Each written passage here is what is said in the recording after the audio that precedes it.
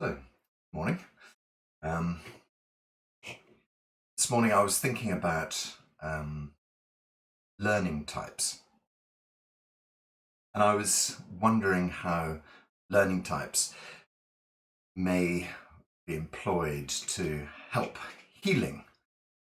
And I was thinking about personality types, and I was wondering if personality types had some sort of connection to the way that people heal. And so at the moment, my study here, you can't quite see, but I'm surrounded by paperwork. I'm surrounded by notes. I'm surrounded by different devices, with different things displayed on them, because I've been looking at this very, very carefully and trying to make some sort of sense of this whole story. The impetus behind it was something that was mentioned by Teacher Lou. So Teacher Lou is doing this lovely Reborn course, and I was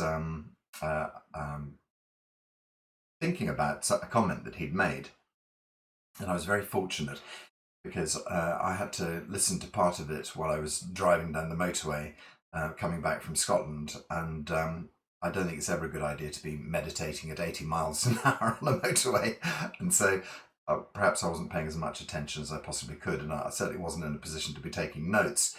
And so it was a comment that went past, at 80 miles an hour. And he was talking about at the Medicines Hospital, they had identified different types of people. And that's what, pinged off my thought process. And I thought to myself, interesting, different types of people.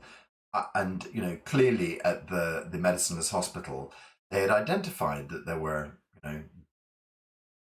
different people coming to join them. So I caught this comment and I thought, and it started a whole thought process going in my head. And I thought, that's interesting. I wonder what relationship that has to people's healing journeys, because he was making a very specific set of connections between that. And then, unfortunately, the next day I got an email from someone who is on this call who may not want to be mentioned, but who asked me exactly the same question about the personality types. And I just thought, right, okay, so I'm going to have a look at this. And unfortunately, with consultation with this lady in question, I was able to get a good reminder of what it was that Lou and Ling were talking about. And so their story, to recap for the guys who weren't on Lou and Ling's call, is that they'd identified a different type of people who came to the hospital. And so essentially the Medicines Hospital ran for about 10 years in the 90s, so from 1990 to 2000. And if you don't know the story behind it, essentially the Medicines Hospital was exactly that, a hospital without any medical interventions, just Qigong interventions as such. And essentially, and everybody's question is, well, why isn't it still going? Well, there was a problem in China about Qigong, about a particular Qigong school called Falun Gong. Falun Gong became enormous, and there was one report at one stage that said Falun Gong had 300 million members. And there was one guy who was leading Falun Gong, a sort of an inspirational character who had an amazing, database, essentially, was able to send out emails at a moment's notice, saying, today we're all going to meditate for peace in the Middle East or whatever, and 300 million people who would follow that idea. And so there were two aspects to that. One was that I think, we hear that the Communist Party only had 80 million members, and an awful lot of those 80 million were actually members of Falun Gong. And so I think that the Communist Party must have probably felt very threatened by that as an idea, that somebody was kind of coming up on the flank and had overtaken them, so quickly. And I suppose, being cruel about it, the comment I often think about is that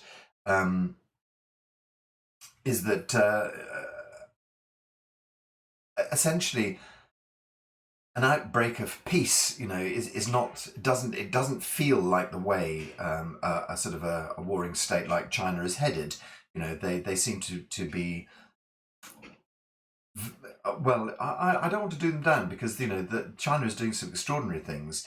You look at their sort of planting, their forestation, and their sort of, charity work and things like that, and how much help they're giving in African countries. But it always sort of feels like it's done. Mind you, I think every country it feels like that. It's done for its own political ends.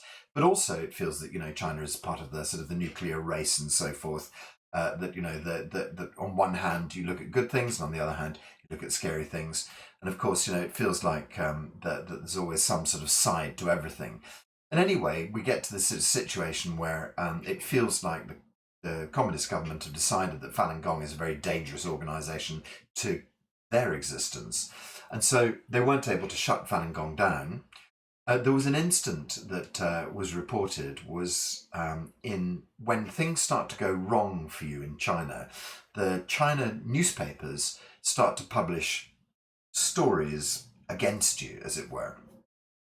And so there were a series of stories came up in one province, published by the provincial newspaper, about the Falun Gong organisation there. And to sort of demonstrate, what was going on, the leader of the Falun Gong organisation, whose name I've forgotten now, sent out an email, and essentially something like 200,000 people came and sat outside the party headquarters in, let's say Sichuan province or whatever. The next morning, 200 people arrived and sat in silence and meditation outside to demonstrate that they were peaceful. But of course, what that really demonstrated was that he could mobilise 200,000 people in moments, probably more than the local governor had army or soldiers, available, I would imagine. And so it was, it was a demonstration of the power, and that's what really brought Falun Gong down, because they pushed back, and essentially the organisation, as far as the Communist Party was concerned, had to be outlawed. And so they couldn't just turn around and say, stop Falun Gong, because there were so many members and so many members in the Communist Party. And so they decided the expeditious way to go was to ban all of Qigong. So in the year 2000, Qigong was basically outlawed, and it disappeared. No longer was anybody allowed to practice. Actually, I think that's not true, actually, sorry. I think you were allowed to have your own personal practice, but you weren't allowed to go in groups. And so with a stroke of a pen, Qigong disappeared, and everything about Qigong, official about Qigong, disappeared. And included in that was Dr. Pang's Medicine Hospital. So in one stroke of a pen, this amazing place that had been going for 10 years, which had reportedly something like between 250 and 350,000 people go through its doors, and had these incredible kind of healing records, was just gone. And the sad thing for China, losing such a facility like that, was the great thing for the world, because the teachers who were teaching there were then kind of essentially out of a job, and had to change their tack in life. Some of them left China and started to spread around the world. So there are one or two teachers in South America, one or two in America, one or two in sort of Australia and New Zealand, who were these little hubs from which things started to branch out. And so and my friend Jan Xie, they basically left Beijing and they went to the furthest flung outreaches of China, where people were slightly more relaxed about the rules, and they were able to more or less kind of get along, still doing Qigong during this period, but having to do it very, very quietly, and basically and having to do it with support from friendly people in the local government who didn't really want to crush Qigong.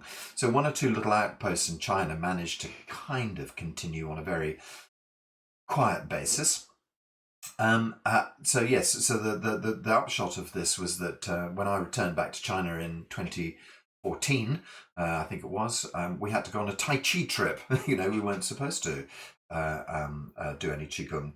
And when I returned back in 2018, I think it was, that was the very first time that we were allowed to practice Qigong in a group of people.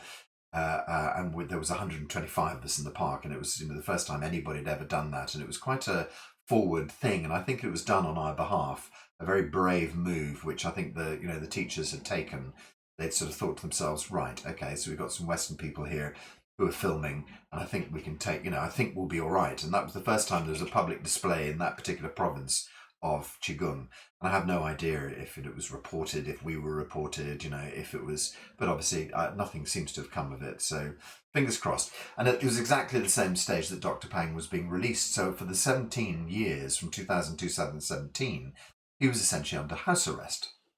And so they basically said to him, no more Qigong, we don't like Qigong anymore as an official policy. So then Dr. Pang went on to, studying Buddhism and Confucianism, Taoism, and writing some seminal pieces about these various different things. And of course, I'm sure working with his own Qigong, but that was essentially when he said, that's it, I'm going to leave Zhenyang Qigong and I'm going to hand it over to the people who I've taught. I think he taught in the end something like 500 teachers, of which there's about sort of probably 100, maybe more, I don't know, but about 100 who are publicly teaching these days, and they're basically teaching exactly, they went through a 2-year training course with Dr. Pang where he imparted all of his knowledge. And then Dr. Pang took a different route through kind of Chinese culture, and has recently written a book which is called called Heart Mind, and so to this concept of mind and heart being intimately connected. In fact, it's interesting when you look at the 5-element system in Chinese. There is no heart involved in that. Essentially, all of the things that we think of as being mind are distributed around, I think 3 of the 5 organs, or maybe it's 4 of the 5 organs, are sort of basically part of the thinking and mind process is governed by those organs. I mean, the mind is just basically like a meaty muscle as far as Chinese medicine is concerned, that all of the sort of the thinking process takes place as a body function. And so Dr. Pang has, I think, sort of started to delve into this idea of body and mind connection, heart-mind connection in his book. One day, let's hope it gets translated into English. So I'm putting out an appeal there in fact, I did actually, as I've told you before on this call, I did actually talk to Teacher Gao, and I sort of said, do you think Teacher Pang, Master Pang, would like me to find funding to translate this book? And I got this very short reply. He just said, figure it out for yourself. That's Chinese culture. Why don't you work it out on your own for yourself? Do it in your own head rather than, listen to somebody else. And I sort of thought, yeah, okay, all right, well, I understand that. I'd still like a help, with Dr. Pang, but I get where he's coming from. Western culture is constantly sort of stealing from Eastern culture. Why don't we work it out for ourselves? And I'm sure, there are plenty of people in Western culture who are doing that. Okay, so we wind back to the Medicines Hospital, 1990 to the year 2000. And clearly with these thousands of different people coming through their doors, they're observing, and they made, very precise records. So the precise records were made, unfortunately for a Western audience, in Chinese medicine, in the Chinese medicine diagnostic system. So if you look at the records, and I have a copy of the records, they're in several books that I have, the records actually show things like, 24% of people presenting with liver heat cheese syndrome had of the 24% of people, who came to the centre, they had this syndrome. Of the people with this syndrome, 5% had a miracle cure, 20% had, were in total remission, another 40% were deeply in remission, and the last 5% didn't make it, that sort of thing. So it was very, very clear figures, but unfortunately the very clear figures are not done on something that a Western physician would immediately recognise. However, if you're a Chinese doctor who is also trained in Western medicine, you would know that this particular syndrome related to liver cancer.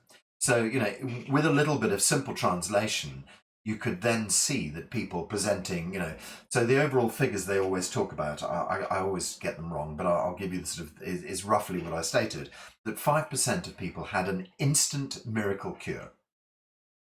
So that's the go to bed one night with a tumour, wake up the next morning, nothing detectable in your body at all. Or go through one session of La Chi, suddenly it's not detectable in your body. An instantaneous cure, 5% of people. And so what we're talking about there is let me just think, if it's 400,000 people, 1% would be 40,000, 4,000, is it 20,000 people, something like that? Instant cures, that kind of thing. A large chunk of people. And if you read Lu Chan's book, 101 Miracles, you find people in there who are talking about sort of instantaneous cures. And obviously, if you work with Lun Ling, my teachers, or with teacher Gao, or with teacher Wei, or with teacher Jian Xie, they all have, stories of these miracle cures that they will tell you. And then the next block of people is quite a significant block, and I think it's something like 40%. And this is taken overall of the 350,000 people who went through the hospital. This is taken of all of these people. The next block was so significantly in remission that it was virtually impossible to detect what their illness had been. And so I had the experience, which I've told you before, of the lady who I met, who had arrived at the hospital and had 2 tumours. One tumour on the right-hand side of her thyroid was 7 centimetres in size. The other one was 3 centimetres in size. She was unable to look down at the ground because the masses were so significant underneath her chin that she couldn't actually look down. So she had to really look up, and her son had to guide her. So I met the mother and the son. I've got the video, which will be incorporated into the Qigong video that I've just been doing all the budgeting for, blimey. So that's coming up shortly to a cinema near you in the next year or two, fingers crossed. So that project's still rolling. Yes, so the lady had these 2 masses under her thyroid. She practiced in the La Qi class every day for 3 weeks. And the La Qi class over there, what they used to do was at least an hour in the morning and an hour in the afternoon. There was 1 day a week where they sat down for a 4-hour session. There was 1 day a week where they sat down for a 6-hour session. They had specific classes, this is the tumour healing class, which you could go and join. This is the general health class, which you could go and join, where you just absorbed yourself into the Qi field and you just worked away in this class. And so she had been doing that for 3 weeks. And when they scanned her the day before I met her, she showed me the scans. I could see the ultrasound scans. I still have copies of those ultrasound scans on my phone. And you could see that the 7 centimetre mass had been reduced down to 3 millimetres. The 3 centimetre mass had disappeared entirely. So she would be fitted into the block of people who were 40%, where, a 3 millimetre, sort of scar or something was still there, but essentially it had almost entirely disappeared.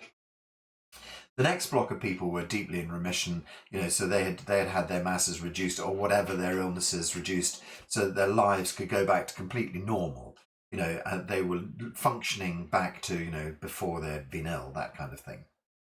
And 5% of people who arrived at the centre, I think, died, and so let's, if we talk about 100 people going in, 5 people dying, and then unfortunately we take a look at the sort of the chemotherapy cycles, and we take a look at radio and surgery and things like that. That's an astonishing amount of people who are surviving Qigong interventions, and so clearly it's very sad, and sometimes that's just your path. And that's just the way that is, and so sad. But, he wasn't able to show 100%, but I still think a significant, extraordinary intervention.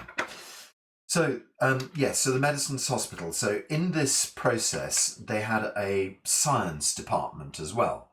And so the science department was doing extraordinary things. They were doing things like looking at the changing the making things into magnets. We've talked about that before, about moving items with your mind, about increasing crop yields. They particularly picked one particular rice crop that seemed incredibly susceptible to it.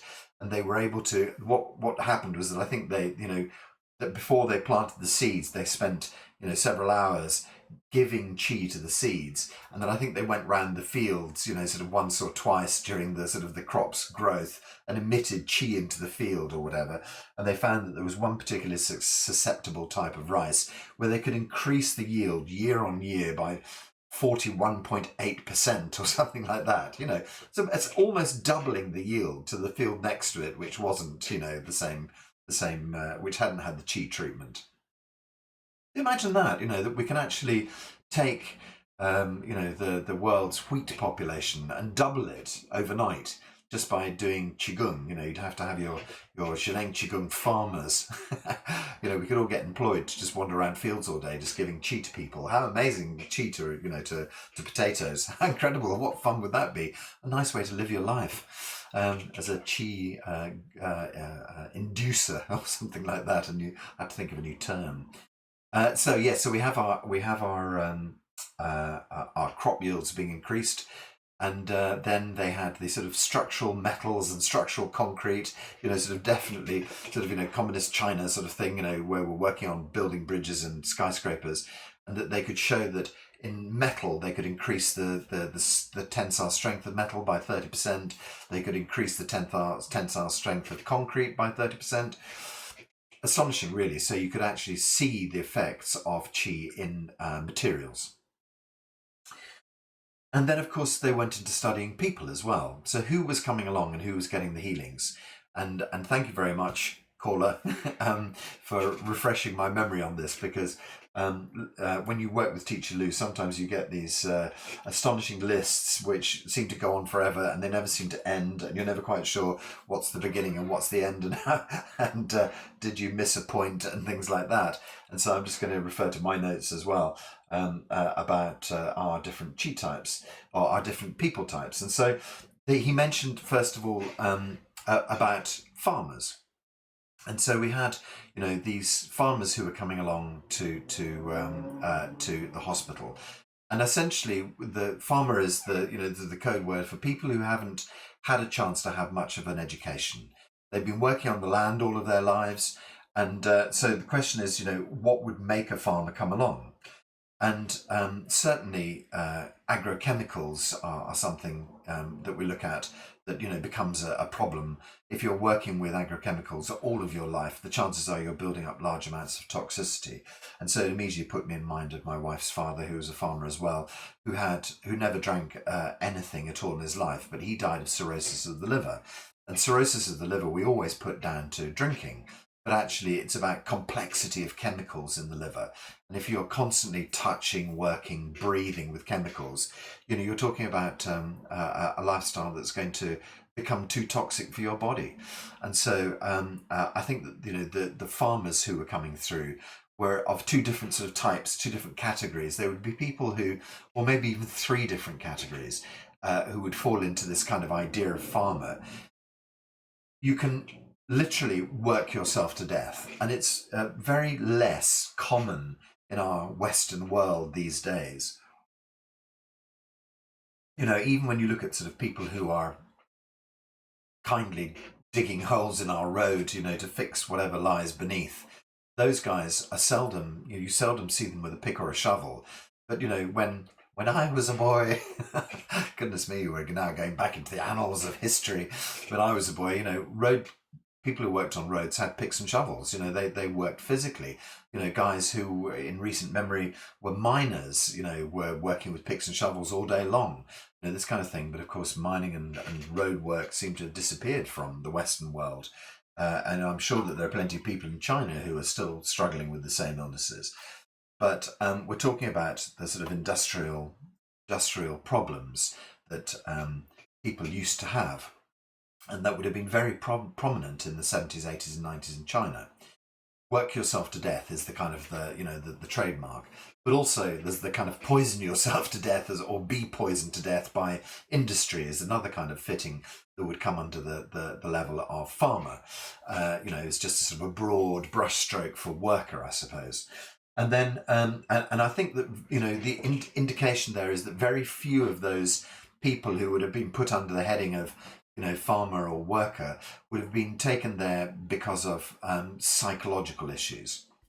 However, we do see that as agrochemical, big pharma, as we call them, as they get bigger and bigger and their business models become more and more invasive, being a farmer becomes a very tricky thing. So there are astonishing statistics about suicide levels of farmers in India. Farmers in India tend to be sort of smallholders, and essentially what happens is that companies that begin with M, who I really don't want to be attacked by on for running them through from running them down online, but large big pharma companies who essentially their models are that they make weed killer, and they make seeds that is resistant to the weed killer that they make, and they make the seeds unable to repopulate themselves for the following year. So the model is, if you want your weeds to die, you have to buy our seeds, you pour our weed killer all over, and our seeds continue to thrive, all the weeds die, but at the end of the year you can't collect any more seed, you have to come back to us and buy more. And so that's their agrochemical business. And an awful lot of farmers in India and across the world, of course, I'm using India because I've read the statistics. There's something like 4,000 farmers kill themselves every week, through despair, because they're unable to make ends meet, they're unable to support their families. There's all of these sort of problems, and we find that one of the sort of the things that happens to farmers in India is that a local big soft drinks company, who shall remain nameless, but there's a how do I tell you? Yeah, I mean we all know about that. The company that has Santa Claus do their advertising at Christmas time. The holidays are coming.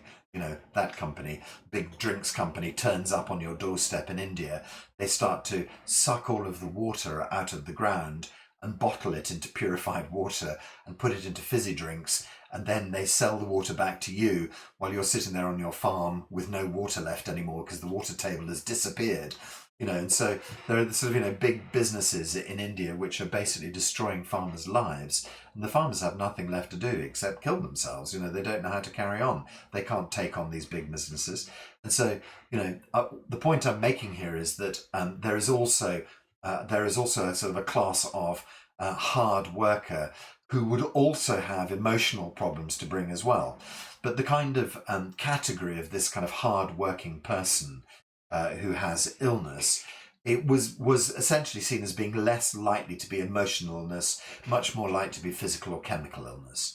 And then, of course, we then have the next category, which is emotional illness, and we have our people who are perhaps are more sort of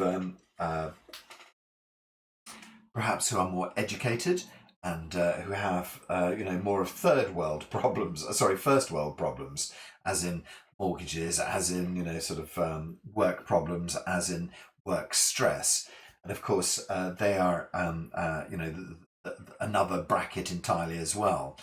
Okay, so when we get education, what we tend to get is science mind as well. And so essentially, science mind is,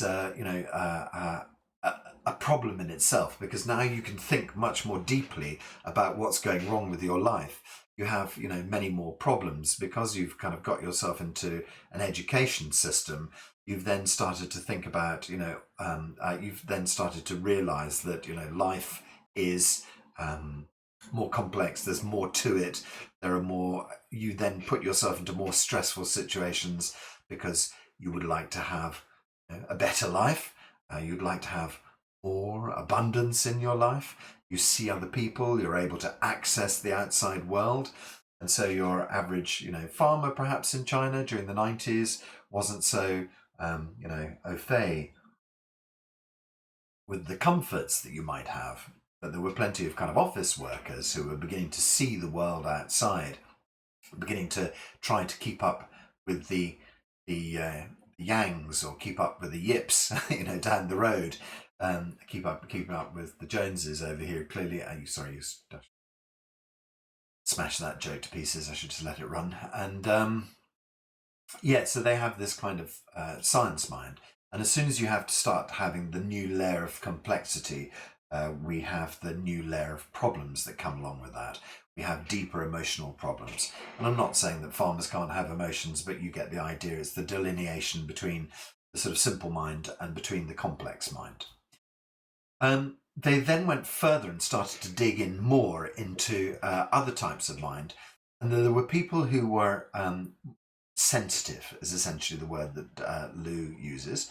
And sensitive people who were able to experience chi, they were able to understand their what was going on and feel into their bodies and realize that there were problems. So I suppose there can be two sides to that, because if you can sort of see and feel inside, you can also discover the problems that you have.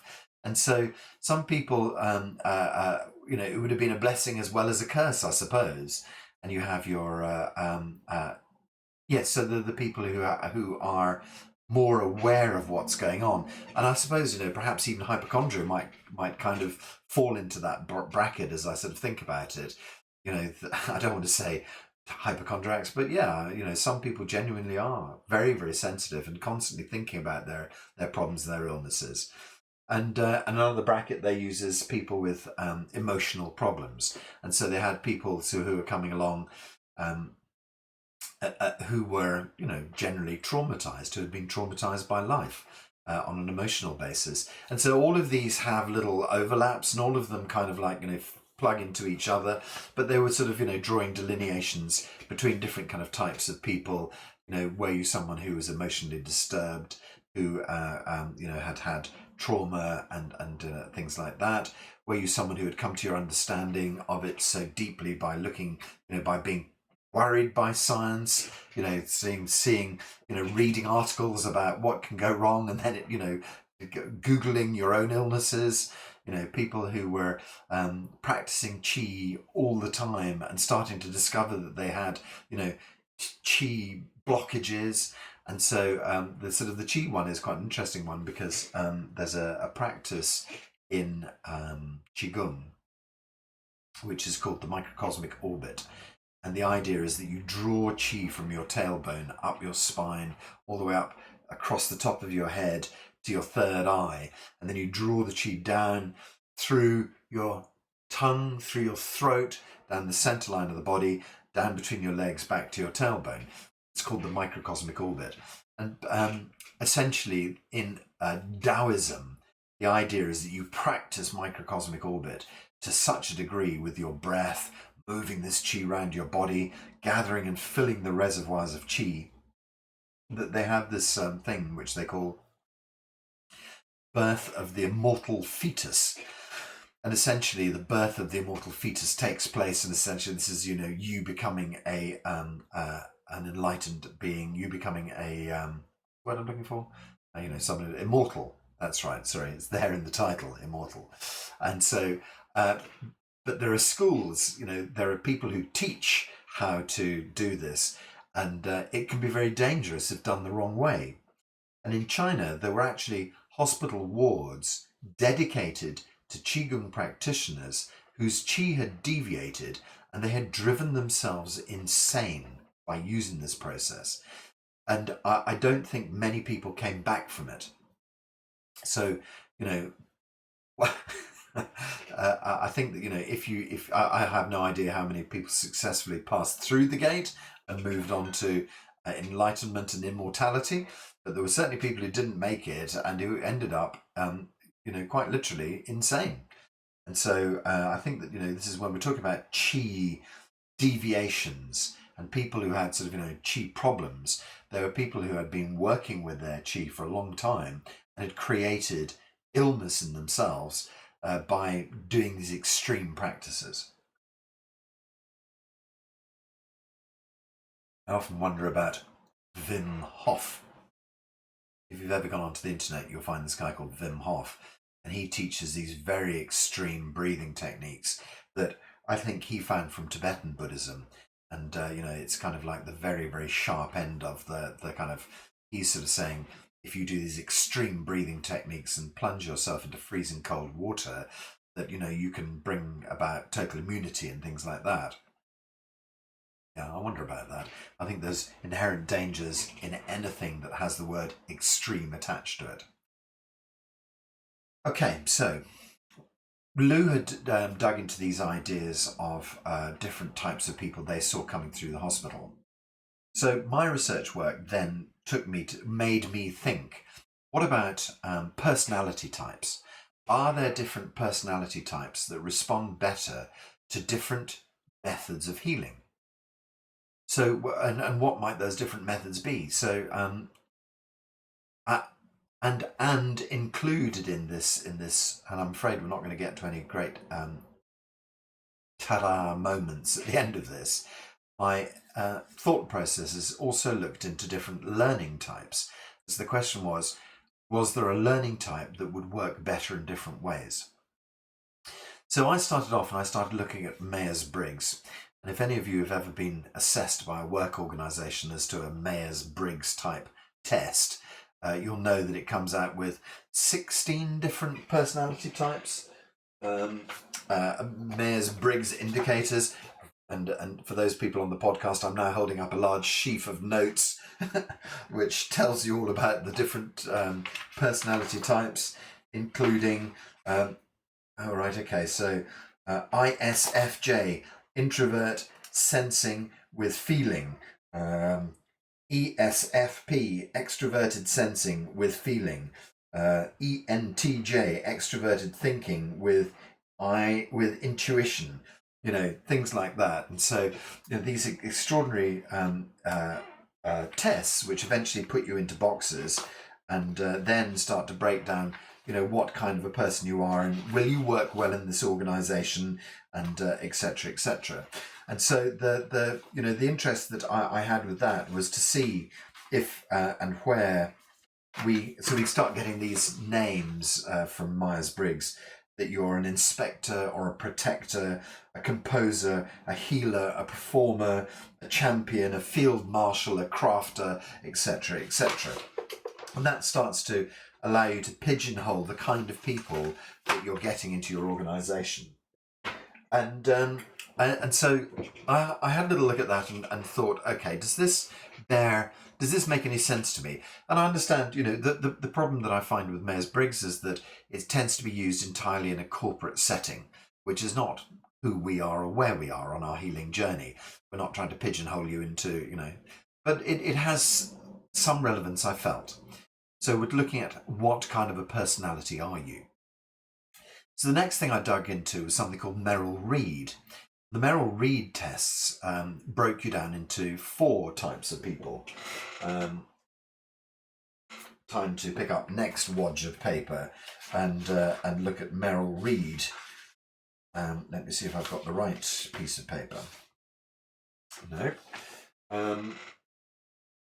Here. Okay, so in amongst this mountain of notes, I seem to have lost my merril-reid notes, but essentially merril-reid made more sense to me. It broke you down into I know where my notes are, they're on my notepad, so I'll sort of see if I can quickly dial those up while we're chatting. It broke you down into 4 separate sections, and somehow for me it actually felt a little bit more I don't know, a little bit more acceptable, sensible, doable, workable, something like that. Yeah, I suppose it was slightly less data, if you like, than I'd been than the Myers-Briggs, and so perhaps maybe with this idea of more data comes the idea of less accuracy. Anyway, so whether that be the case or not. Where are you, my notes? They've failed me. It's a pity.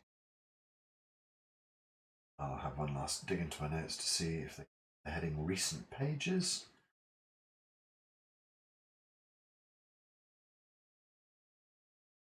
And no. Okay, so let's just skip over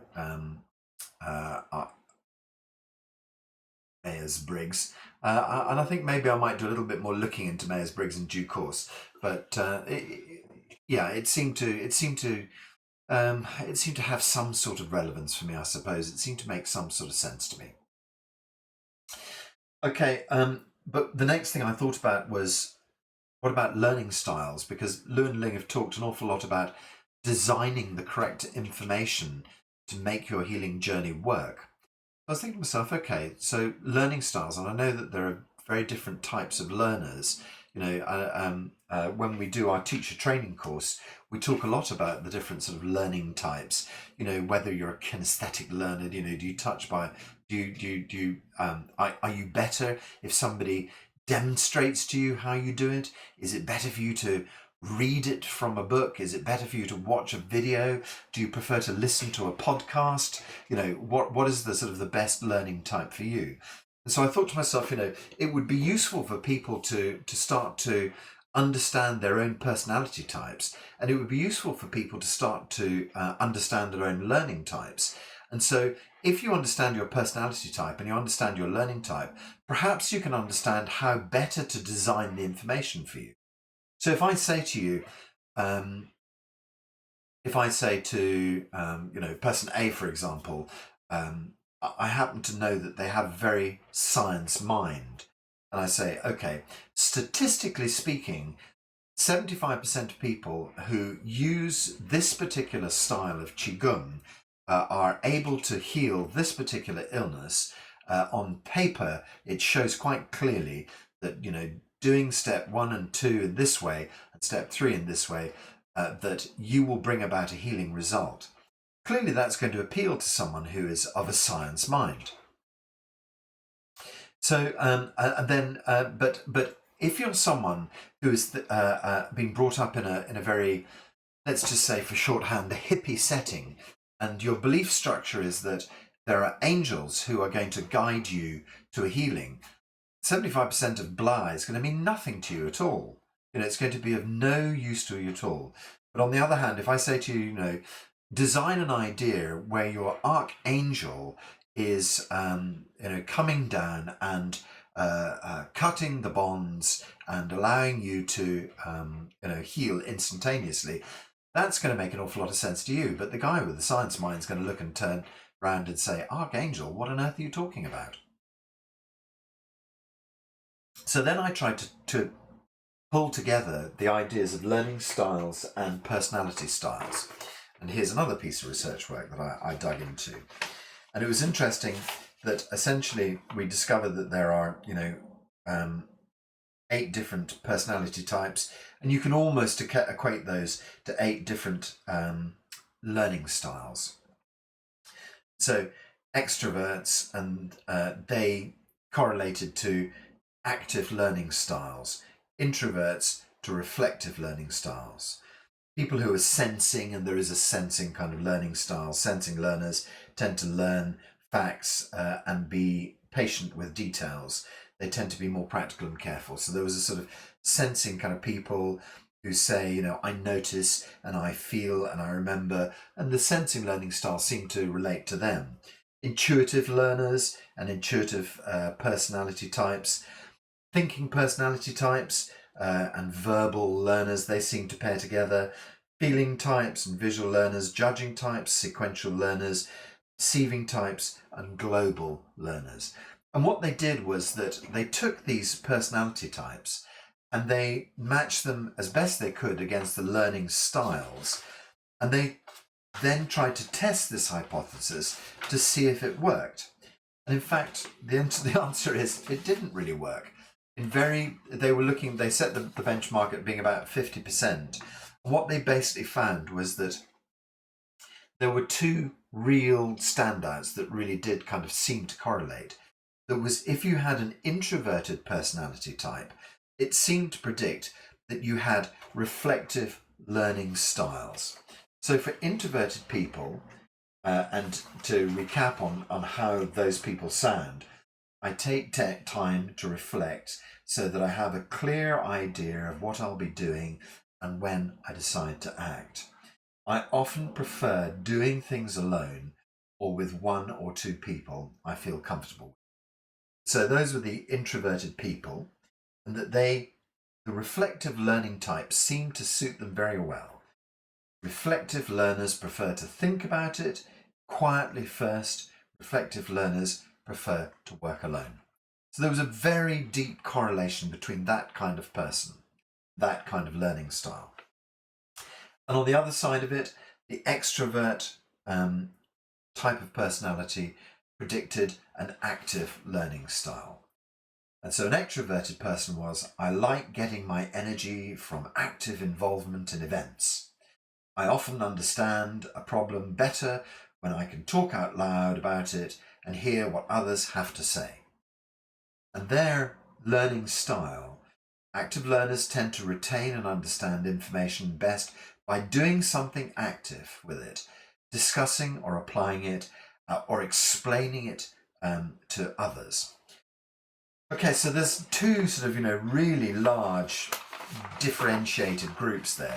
And it's astonishing how different for me they are. And it's astonishing how different, that. So essentially, if you're an active learner, you want to be in a big group of people. Let me show you how to do lachi. Let me show you how to do lift you up, port you down. Let me lead you through this. Let's all discuss how we feel about it. And the other group of people want to have a quiet, thoughtful, deep dig into it, and they want to do it on their own. So we instantly have this massive sort of dichotomy. And I think that that's where somewhere like the Medicines Hospital would work so well.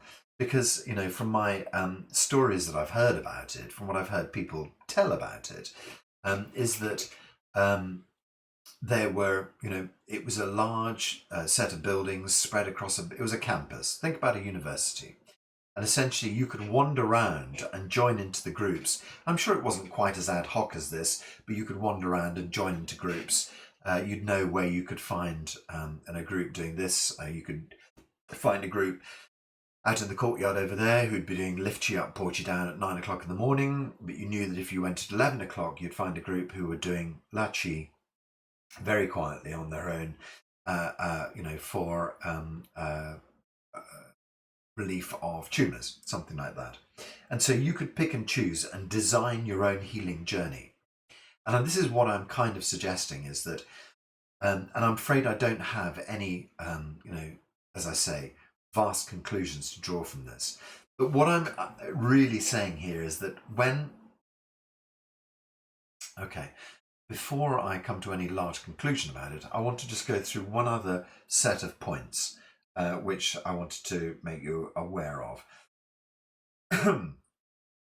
It's about talent, and it's about so the common misconception that comes with talent is that people are born with it. And so it's interesting to discover that the example that was given about talent was about South Korea. In 1997, they had no professional golfers at all. But in 1998, a lady called Sarah Pack won the Open, or the Ladies Golf Open, or whatever it was. And in a few years later, they had 40 women golfers on the circuit who won approximately 30% of all of the contests that year. So how does that happen? What's the story behind it? Essentially what they did was they took what they call talent, they created what they call talent incubators. So if we're working along the line that, people are wonderful musicians and that they were born like that, it turns out that actually that's not the case. It turns out that talent is actually a process by which you work carefully through various different steps and you can produce the same. Okay, so what happens is that there's various different ways of working your way through it. And the very first thing to do is to observe the skills and imagine yourself repeating those skills. Okay, so you watch me do lift you up, port you down. You then, you watch a video of it, then you start to do it yourself, and you try and mimic what I'm doing, and then bit by bit, you learn the skills. And so they were talking very much about this kind of idea of one of the images they give is this idea of snowy mountain, the snowy mountain theory or something like that. And the idea is of you on a sledge. The sledge, as we know, has got two runners, and you start at the top of the mountain and there's a completely pristine field of snow in front of you. And then what you do is you set off down the mountain, and that leaves these tracks. And so the next time you go down the mountain, it's easier to go down the same set of tracks that you had before than to plough a new set of tracks. And so this is the sort of learning process by which we build our neuroplasticity, by which we train the brain to do something new. We go down the set of tracks and then we continue again and we continue again until it becomes a process. So the next question that lies behind that following the process story is, what happens if I'm doing it wrong? Okay, so doing it in a bite-sized fashion is a good way to do it. So you do it, so if I show you lift you up, port you down once, and then you say, right, I've got that, and off I go, and you try to mimic it from beginning to end, you're going to make mistakes. So that's why we have lesson number 1. Let's look at how the opening works. Go into the detail of the opening. So you get that and you go through the opening 2 or 3 times and you think, okay, I've got that. I've gone down that track. Now let's look at section 1. How do the shoulders work? How does the pushing out to the side work? And we go through section 2 and we do it 2 or 3 times. So what they always say is that when you're doing your sort of journey, you build things up in little bite-sized chunks that you can deal with to slowly become the full track, as opposed to just doing the whole run in one go and and then just continuing that with its imperfections. Or what you can do is, of course, run from start to finish, and then you can start to pick the pieces out to see if you've got them all right. So you could go, you could make your bobsleigh track, and then you could go halfway down and to look at it and think, actually, no, it would be better if I was going to go slightly to the left here. So what I'm going to do is rub out this track and I'm going to move this one, and then I'm going to rejoin slightly further down. So the next time you ran down the track, you'd taken the new part of the journey rather than the old way. So this is the kind of the way that we do it. And we talk about people who become championship chess players. They don't just become championship chess players overnight. What they actually do is they look at the greatest chess matches ever played in history, and they replay them again in their heads, or they physically replay them again on a board. So they play it in the mind of one of the greatest chess players ever, in Garry Kasparov's mind. They actually play Garry Kasparov's game again and again and again till they embody every move that Garry Kasparov made. And then, they understand the chops, as it were. So what we're talking about here is a different set of skills. It's the hard skills and the soft skills. And so the hard skills are what make you good at doing something. It's the repeating it again and again and again, hitting the golf ball again and again and again until you can do it. So in the sort of case of a violinist, for instance, you have to be able to put your finger on the right piece of the right string in the right way, or otherwise it's going to mean nothing at all. So you have to do the hard skills first. The soft skills are what comes next. The soft skills are the things that come from your heart. We're talking about the things that really take you the next level. And so you can you can be able to put your fingers onto the right strings, but if you haven't got the sort of the musical interpretation, you haven't really allowed your heart to flow, then you're always going to be a perfect technician, but you haven't taken the next step. So how do you take the next step? Love and joy seem to be the next steps. They seem to be the things that that turn the daily repetition into something that is, truly unique. It's about enjoying the process. It's about having fun with it. It's about loving it. And so if what we're doing is thinking, right, I'll do my lift you up, port you down again today. Better make sure I do the 30 minutes of it. Here we go. If you're doing it in that mindset, you're not going to get the benefit from it that, I would attest that, you get a stretchy, bendy benefit from it. But, I think that, most of us probably need a bit more than just our stretchy, bendy benefit. We need to, we need to use it to heal ourselves. We need to use it to make changes in our body. And so if you're going, another lift you up, port you down, I'll tell you what I'll do. I'll set a timer. And when the timer goes off, I can finish. If that's your kind of approach to it, then I think you better find something else to do. I think you better go and dig into another, perhaps go and find something that's a bit more fun, you're enjoying more. if you're looking forward to doing it, and I can't make you look forward to doing it is the problem, but if you're looking forward to doing it, you're thinking, wow, here we go. I get that feeling from doing my lift you up, port you down, that I feel brilliant. It makes me feel so good. And sometimes it's slightly unfortunate because you have to stop doing your lift you up, port you down for a few days to suddenly think to yourself, oh, God, I feel terrible. Why do I feel so drab? What's missing from my life? And then you suddenly think, oh, it's my lift you up, port you down. And you go back and you do it another time. You suddenly think, oh, yeah, that's lovely. That makes me feel so good. And then, occasionally you need to do something like do lift you up, port you down on the tip of a mountain in Snowdonia. And you suddenly think, oh my God, this is the greatest thing ever. And you kind of, it reminds you of the power of it. And so it's really important for you to enjoy what you're doing. There's no point in you in doing this if you're not in the right heart state. But also to make it work well, you have to be in the right mind state. And so that's why we start our, exercises with draw mind back, bring your mind inside, get yourself into this kind of like, Qigong state. Make sure you relax, make sure you transform yourself into the Qi field, and do it again and again and again. Go deeper and deeper. Really try and, invoke this Qigong state at its deepest possible before you get started. Because you know yourself, if you find that Qi, or maybe you don't know yourself, if you find yourself in that deep Qi state, it feels lovely. It feels wonderful. It feels deeply relaxing. It feels really fundamental.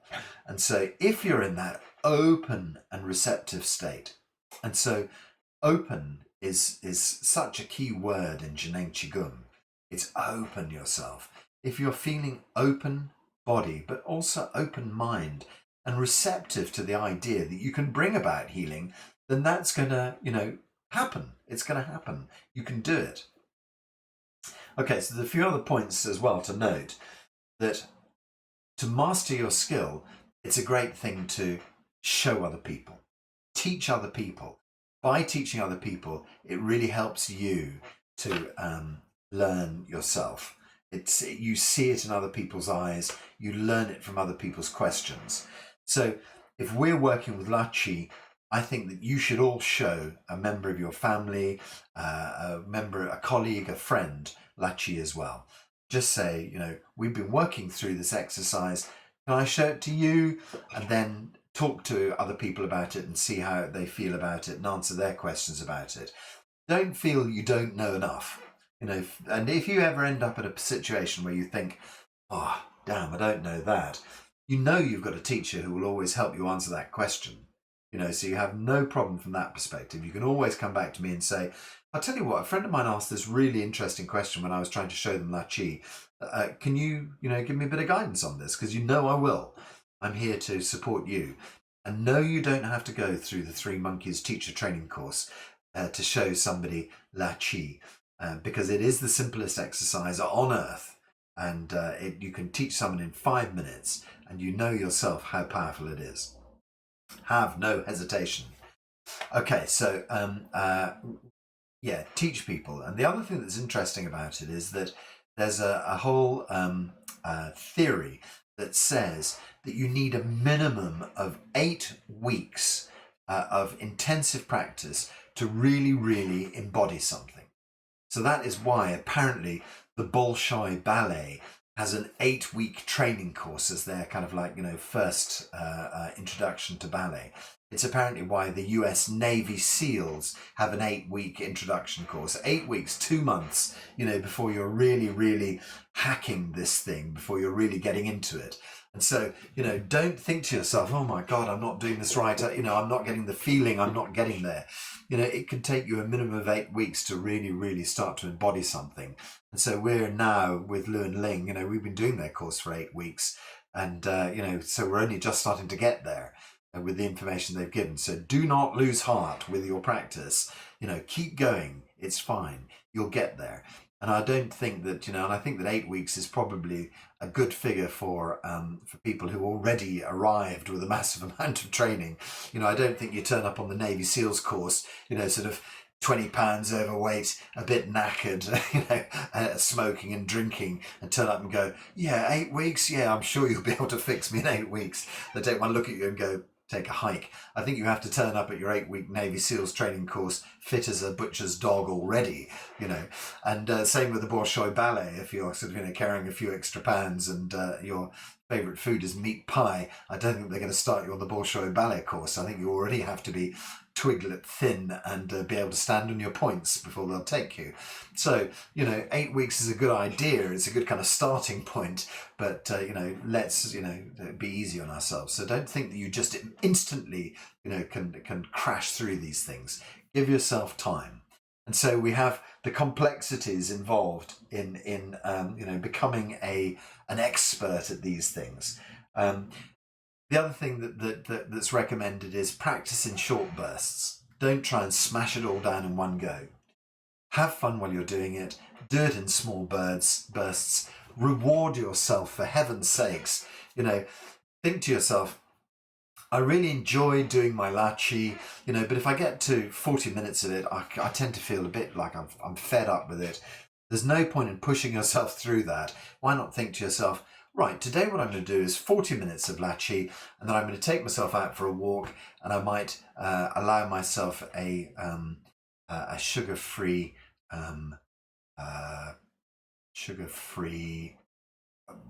piece of cake at the end of it, that's it. Give yourself a reward, and then think to yourself tomorrow, I'll tell you what I'm going to do. I'm going to sit there for 50 minutes, come what may, and then I'm going to take myself down to the local gelateria, which includes my 6,000 steps and 1 scoop of sorbet at the end. Why not? Give yourself, make life a bit more interesting, make life a bit more fun, add a few kind of things into it. And the fun thing, God, when you go to China, the fun is unfortunately interminable. It's, you have to sing every day, you have to dance every day, constantly, even when you don't feel like it. I've moaned to you about Ling before, forcing me to do dancing in a day that I didn't feel like it. And I ended up pulling a muscle. That was a day when having fun, was not a good idea. I think you have to listen to yourself a little bit more, and I should just have turned around to her and said, thank you, Ling, not today. But at that stage, I was being too good a student. So there are times when you have to listen to your body rather than listen to your teacher. I think that's a good lesson for everybody. And especially on this call, as I always say to you, don't take anything I tell you for granted. Research it yourself. Go and find out for yourself. Figure out if this is the right advice. I am just a signpost. I am not the destination. Please don't take this as gospel. Blah, blah, blah. So I put in all the sort of disclaimers here. Say, I talk rubbish. It's down for you to figure out what the truth is. And if one little thing pings off your ear and you think, oh, maybe that's right, and that might work for me, follow that and feel your heart. Don't let me do it. Don't take me as being the source. I'm just the kind of signpost.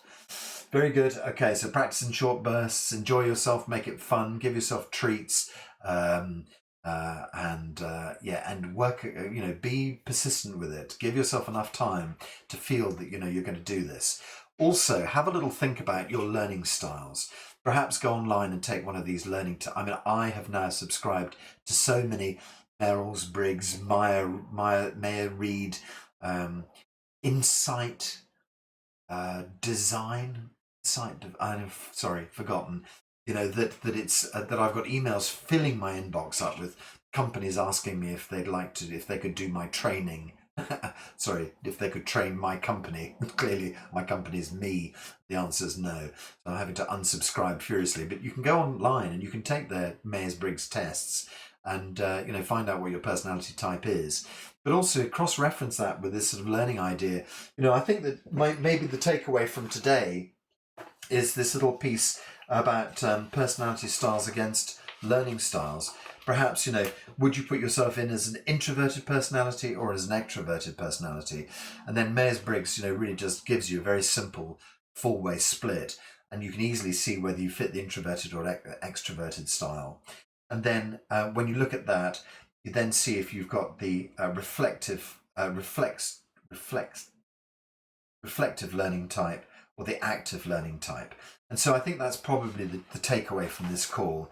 is if you're an active learner, if you're an extrovert and an active learner, the best thing for you to do is to actually be doing your Qigong in groups, is to be asking questions. And so very often Lun Ling, when you do retreats with them, they split people up into groups and they create dialogue so that I'm talking to you and you're talking to me, and we're working our way around it, and we're figuring out questions and things like that. But also they provide time for you to go out and walk in nature, and so that might be the better time for the reflective person who prefers to think about it quietly first and prefers to work on their own. And so perhaps it's a good idea for you just to think, okay, I definitely fit into the introverted learning type, and so I'm going to design my whole learning journey around a very peaceful, quiet time for me where I go inside. Then you might suddenly think, no, actually I'm the extroverted type. What I need to do is to make sure I seek out groups of people, and so that I'm on WhatsApp with groups of people talking about what's going on, that I talk about designing my learning journey with them. I get help from them about how to build it and so forth. So perhaps you could just see which camp you feel you fit into and try and design your healing with a bit more exactitude, so that when you do your healing, you feel like you've really hit the nail on the head. And then when you start your healing journey, understand that it's a long process, and understand that as you work through your healing journey, you should listen to yourself and make tiny little adjustments in it. Just think, or it might be massive adjustments. It might be as simple as saying to yourself, Jeremy's teaching us this, these 5 organ sounds. This is not what I need, so I'm not going to do it. Simple as that. My body does not resonate with this. I'm not going to do it. I'm not going to waste my time with it, essentially. However, my La Chi really does work, and I've been doing that for 2 hours, for an hour a day. So now you've identified something that really works for you, something you really like, something you resonate with. Bin everything else, stick to something that works. Stress test that occasionally and think to yourself, is it still working? Is that still relevant for me? Yes, it's still relevant, keep going. No, it's not. What happens next? So be very careful when you design the information. Take into account what kind of a person you are. Do I have a science mind? Then find all the data you need. Do the scientific research. Read, and of course, as always, ask me if you need help down that road. Are you someone whose belief system knows that you are being backed up by, let's just call it, a chi system, which may be embodied as, angels, as fairies, whatever it might be. Use that to strengthen and power. Use your archangel, because when you think about it, I think that I have an archangel that guides me. That is a chi field. That's a chi being. That's a chi entity who is part of your healing journey, who is coming along on the healing journey with you. So the science person is saying, I have proved the existence of chi fields. I'm now bathing myself in the chi field of the universe. And the more emotional person, let's say, is saying, I have got Saint-Germain, guiding me, and I am plugged into his chi field, and he is healing me. What's the difference? There is no difference. That's exactly, it's exactly the same. It just means how have you embodied it for your own self. Choose a picture that works. Stick with it. Let it flow. Go with it. Use every tool you possibly can to design the perfect healing journey for you. And if I say to you, get a picture of a liver and put it as your screensaver so that every time you open it up, you see this perfect working liver, stick it in your brain and make that happen. You might just say, can't, doesn't make any sense, why would I do that? Bin that piece of information. If what is required is that your screensaver is Paris Saint-Germain, sorry, that's a football team, excuse me, sorry, Saint-Germain, Saint Germain, there as your guide on your screensaver. Put that there. Know that every time you see him, his chi is going to be your chi, and that is the healing body you've always wanted. Whatever. Yes, you get the idea. I'm rabbiting now. You get the idea. Design this journey very carefully in order to heal yourself. Make sure that you have gone very deeply through the stages. Repeat the stages carefully. Go deep inside into the Qigong state, or bring yourself inside. Then dissolve yourself into the Qigong state. Design your journey incredibly carefully, and then we go through the other steps that you know if you've been talking to Lou.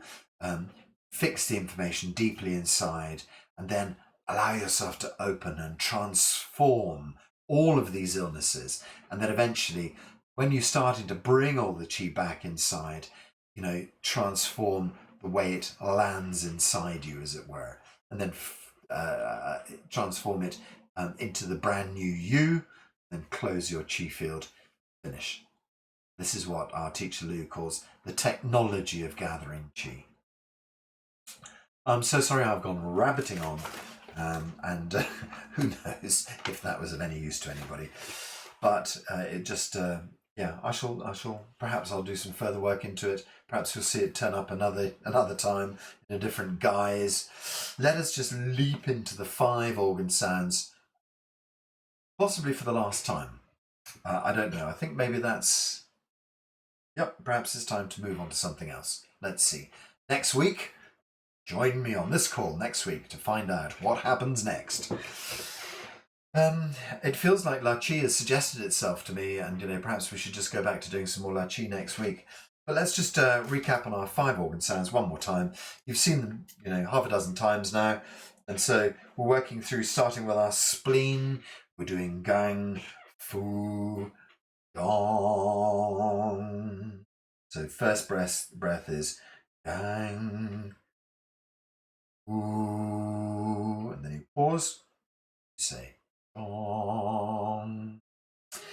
Okay, so we'll get onto our spleen in a second. Let's just do our usual kind of setup, and we're going to go through ing, ling, which brings us into Hunyuan Palace. Ing, ling. Then we're going to go through on ching, on ching, which kind of brings us into a calm, relaxed space, and then we'll go through our tones. So we're just going to do each tone half a dozen times. We're going to run a little bit late today. My apologies if you have to rush off at 10:30. We'll probably finish about 10:45, and it'll be on YouTube if you want to catch up, obviously. Okay, so first of all, draw your mind back. So from listening to all of this theory swirling around your head, we're now going to try and calm ourselves. Draw your mind back inside, gently inside. Let's take a few slow, deep breaths. So you'll know from my other classes that we're doing 6 seconds in, 6 seconds out.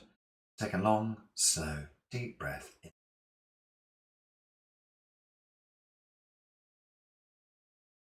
And a long, slow, deep breath out.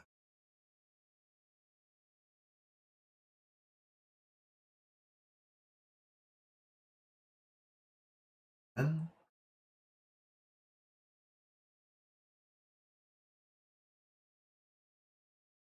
And breathe out.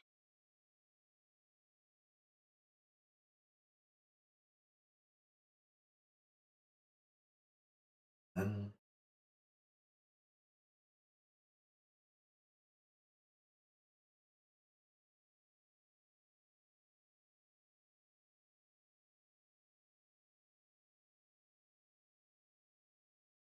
In.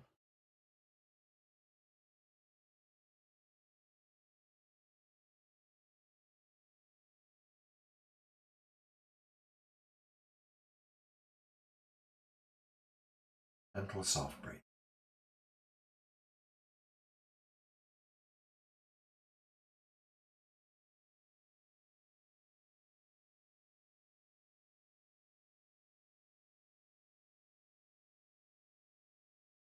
say ing, ing, 6 times. Ing, just makes your diaphragm jump, brings your attention, little energy field inside. Ing, ing, ing, ing,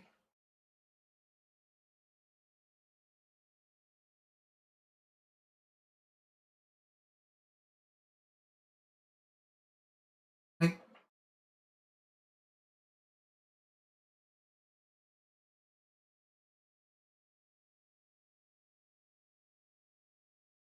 ing,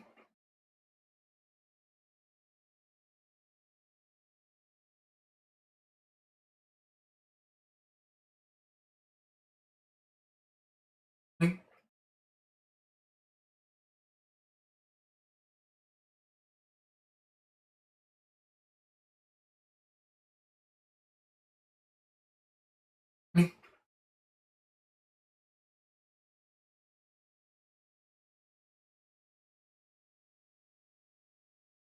Ing.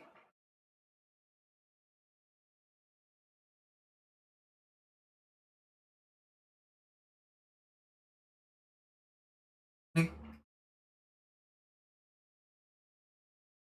Feel deep into the middle energy into Hunyuan Palace, somewhere behind your stomach. This energy field. Just going to purify and sort of enlarge this energy field, saying Qing. 6 breaths of that. Breathe in.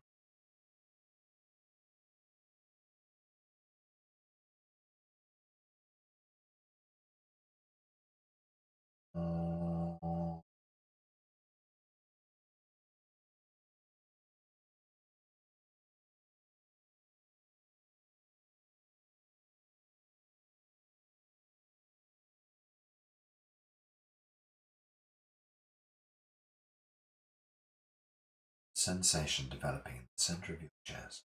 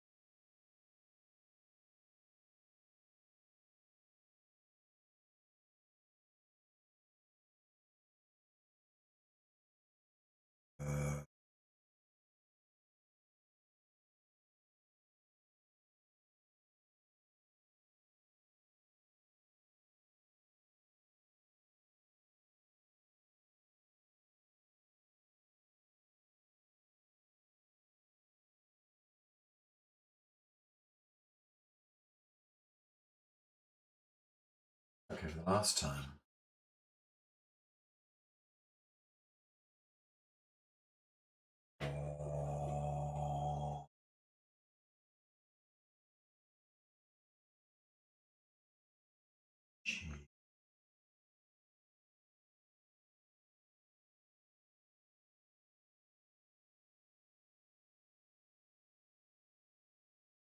So we're going to start our 5 tones with a spleen tone. Say gang, breath. When we're saying the spleen tone, concentrate our mind, tips of our nose. So if you wish, you can just squeeze your thumb, opposite hand. That stimulates the spleen channel. Alternatively, you can just lay your hands onto your ribs, get directly in contact with your spleen, which is on the left-hand side. As we work with the spleen, it starts to build our innate trust in the world. As we work with the spleen, all overthinking and worry gently subsides. The spleen really responds well to the tone C, note C.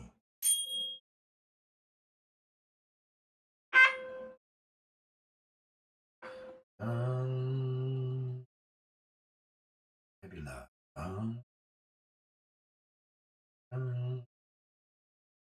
Spleen is kind of in the middle of the body, so kind of middle tone seems about right. Then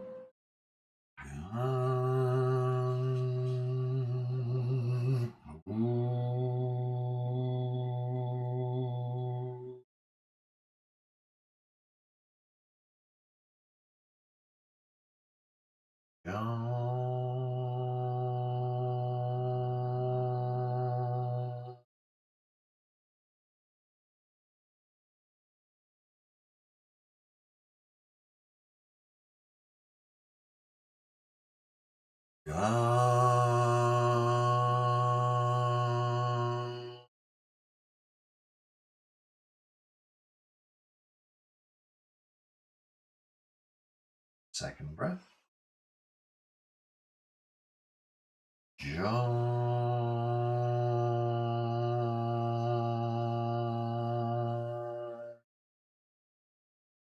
Gang fu and Fa. Third breath.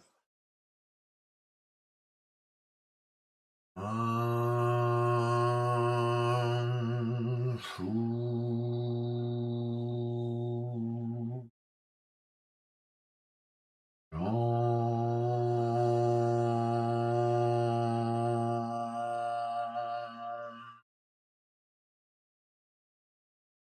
Tip of your nose.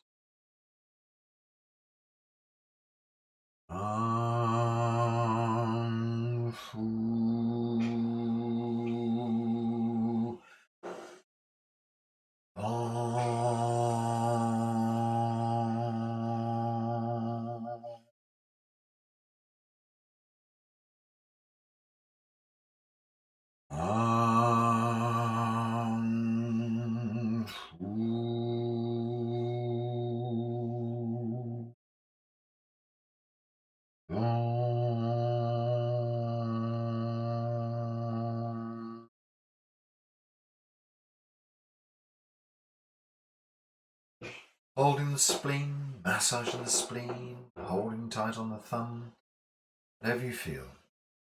Visualizing your spleen in perfect working order, feeling all your appropriate trust welling up in the body, and all worry, all overthinking dissipates. All functions of your spleen turning to perfect working.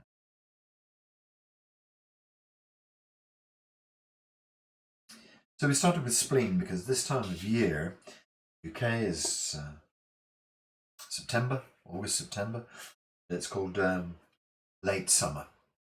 That's the spleen time of year.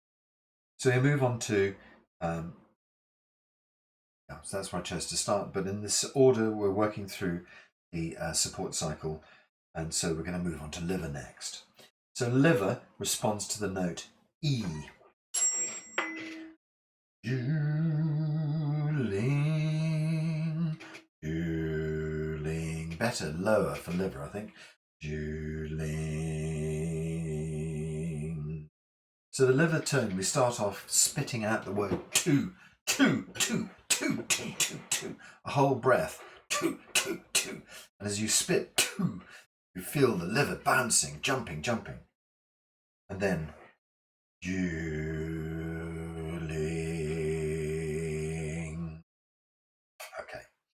So as we work away with our liver, all anger fades away, and in its place, compassion and kindness arise. Just focus your mind on your breastbone. For the liver, we just hold the index finger. You can squeeze index finger, but actually also quite easy just to hold the liver itself, right hand side, about rib level. You can massage into it. So whatever suits you from that perspective. And we're using 2 spitting, and then we've got drooling. Okay, great. So first breath, deep breath in.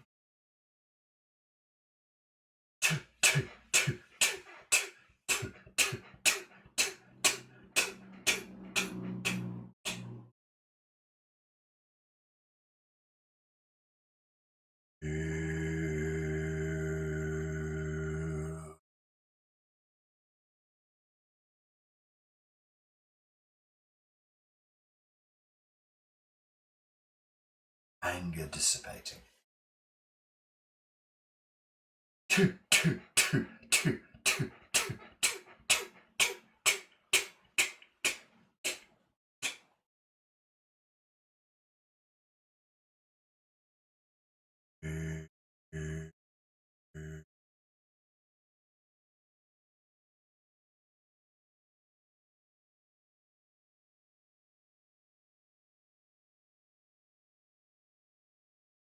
Massaging into the liver, concentrating on the breastbone,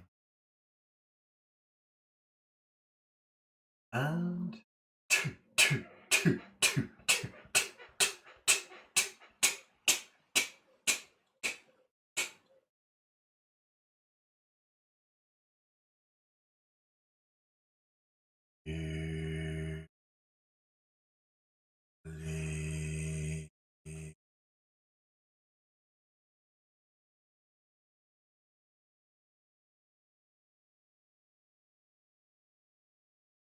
breathing deep.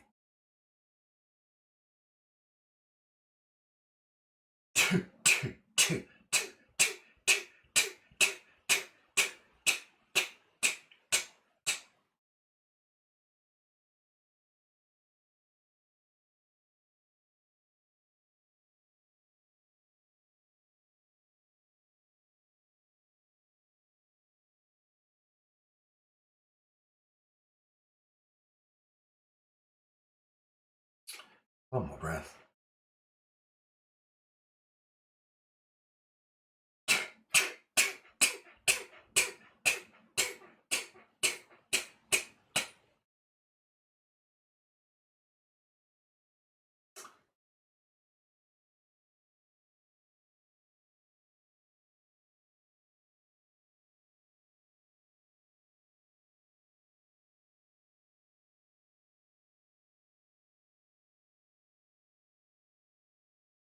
Just massage into your liver, imagining all anger fading away. Imagine your compassion and kindness arising. All functions of your liver returning to perfect working order. Great. So now we work on to lungs. Lungs respond.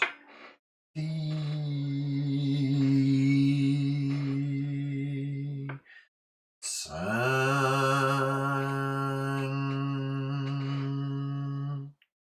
Take a break. Song.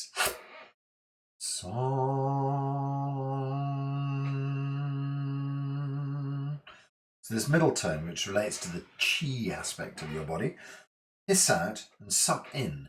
As if ice cream just got caught in the bottom of your milkshake straw.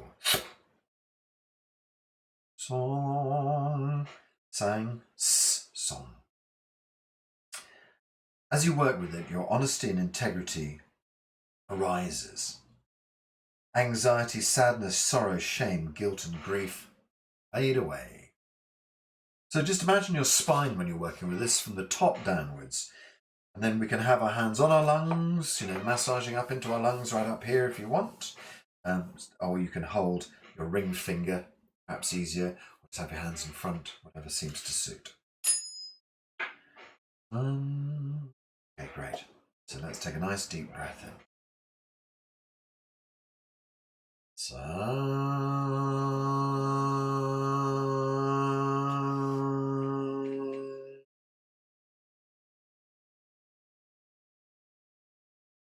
breathe in.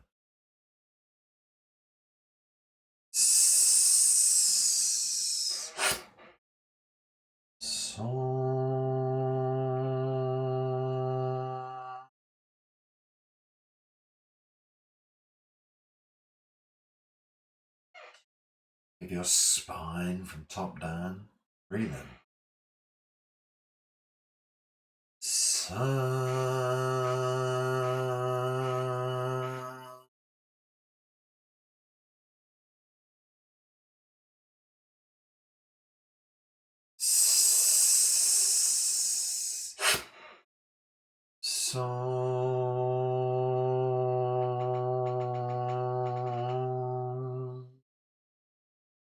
Using my higher D because it feels better up in the top of the lungs.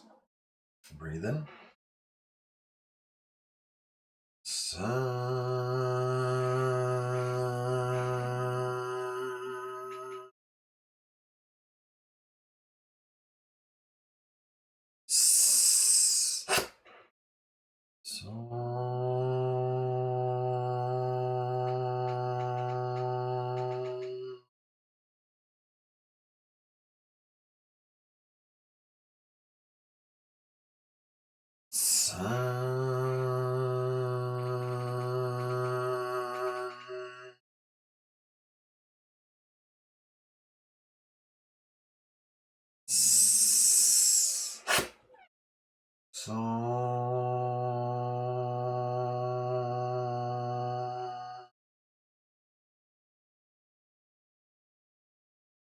One through time through.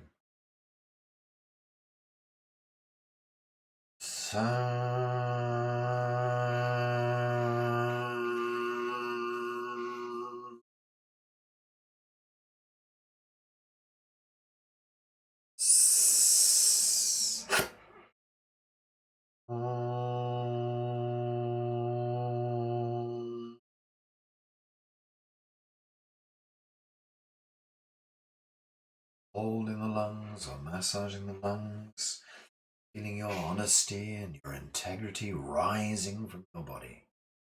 All guilt, grief, shame, sadness, sorrow dissipates. All functions of your lungs returning to perfect work.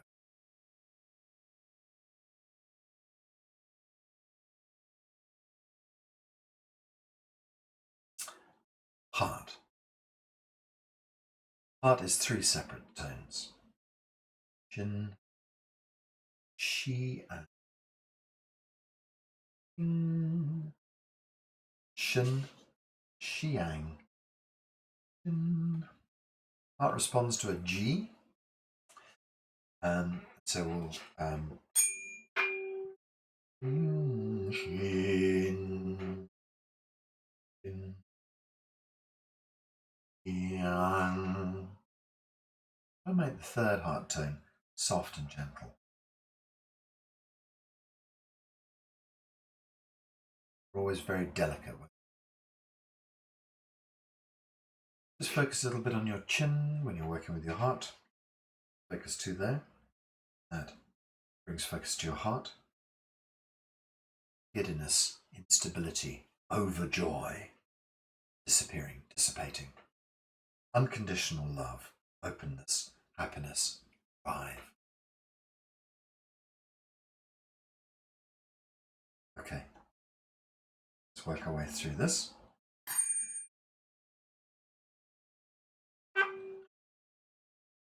In.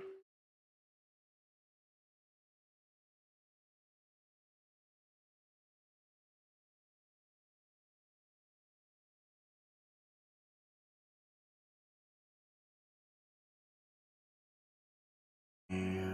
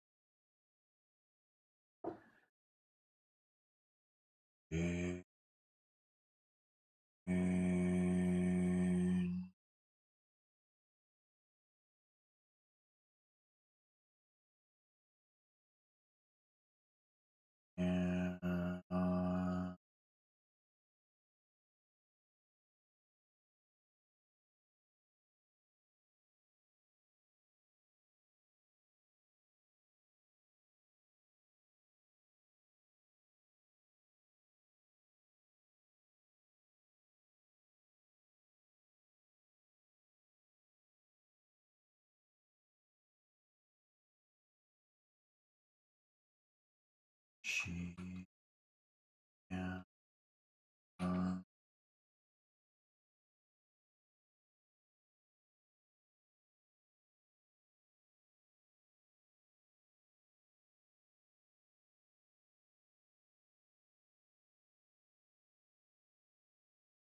It's on your chin, side,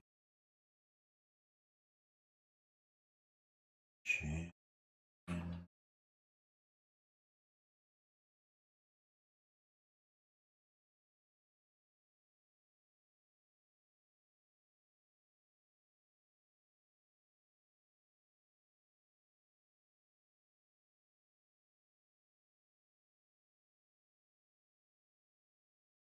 Chin.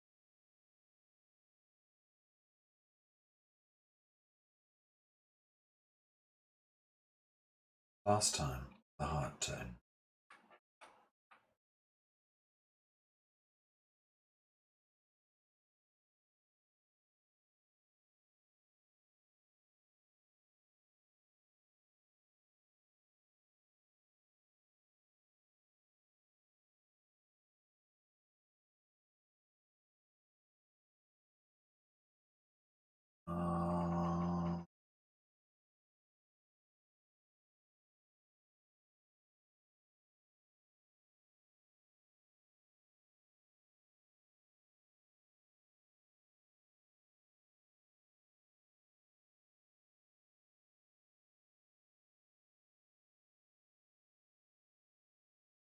Deep inside your heart. Think about the joy rising. Thinking about all giddiness and instability disappearing as your unconditional love arrives. Feel yourself open. Feel yourself becoming an open person. Finally, last but not least, kidneys. Kidney chi has the same weird tone as liver. That's kind of idea of spitting out. Like EH exclamation mark cartoons. Breath in. Then we do you and ying. You melts into ying.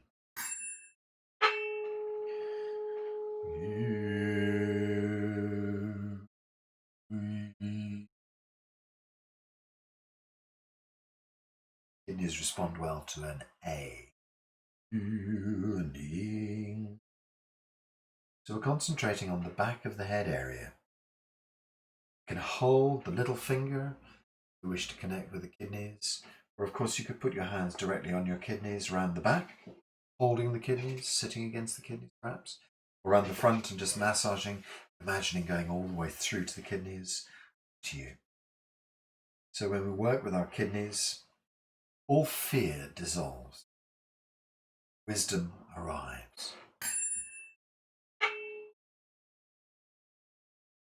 Okay.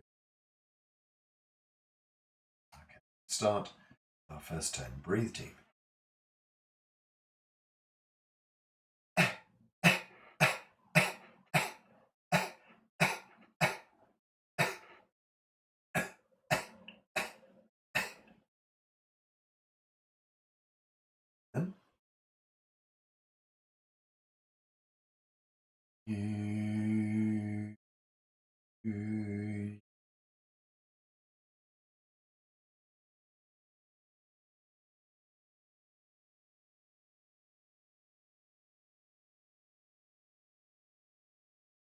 And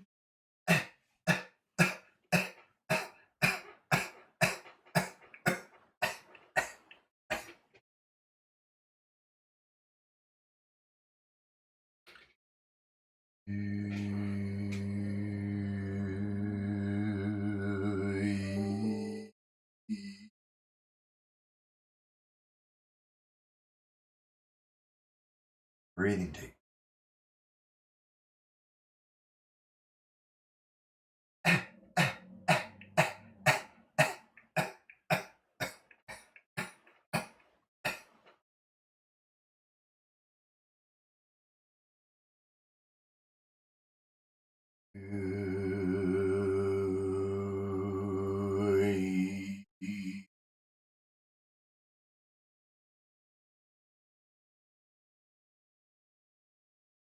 Breathing in.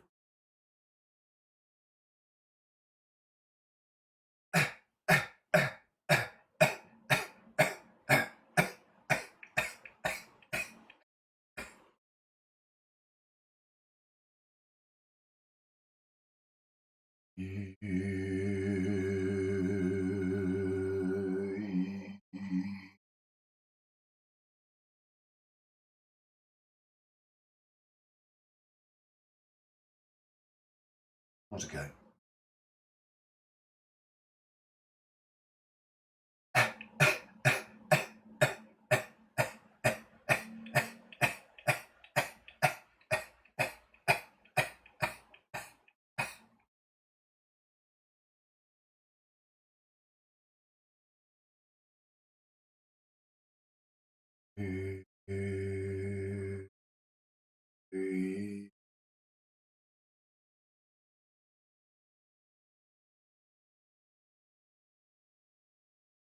One more time.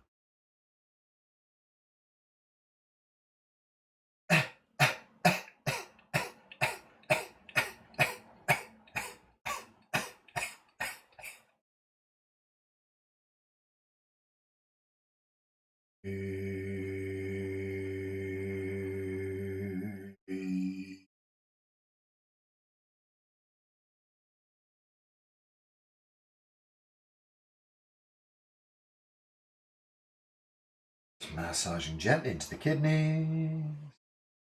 Kidney energy welling up. All fear dissolving. Your wisdom arriving. All functions of your body returning to perfect work.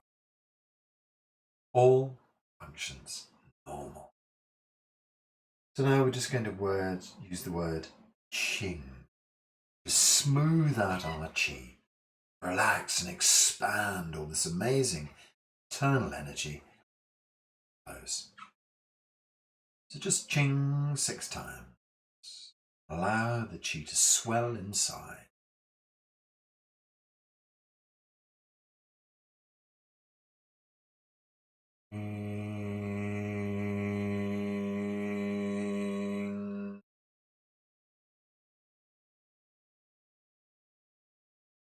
Breathing deep.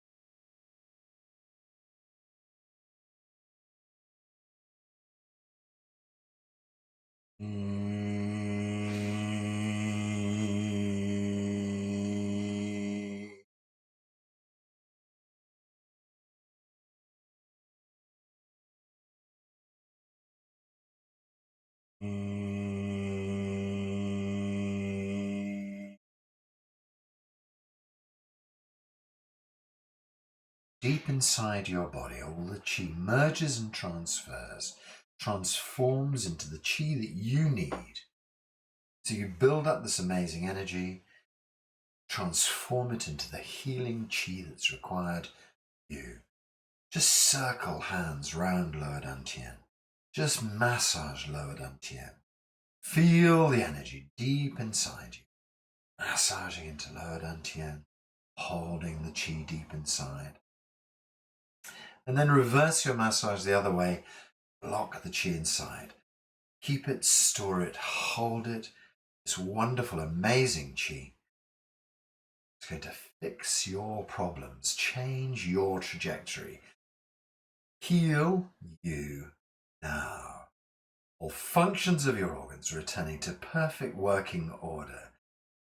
All of the healing systems of the body are built on this foundation of strong healing organs. Heal the organs, heal the body. All functions return to perfect working order. All functions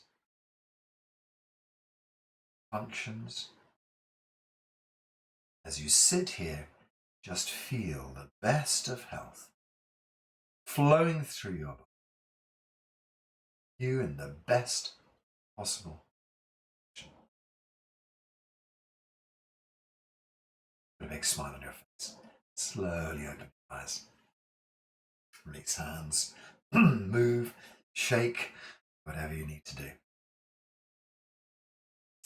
I think that we need to say how loud together. So I'm going to unmute everybody. We can say how loud as a group. Sorry, I'm sort of stoned. Wrong word. Getting blissed out. Okay, so put our hands in the air. We're going to say 1, 2, howla. 1, 2, howla. Last time. 1, 2, howla. Oh, thank you very much, everyone, for being on this call. It's been really nice. Oh, pleasure. Thank you, Jeremy. Oh, my pleasure. Thank you, Annette.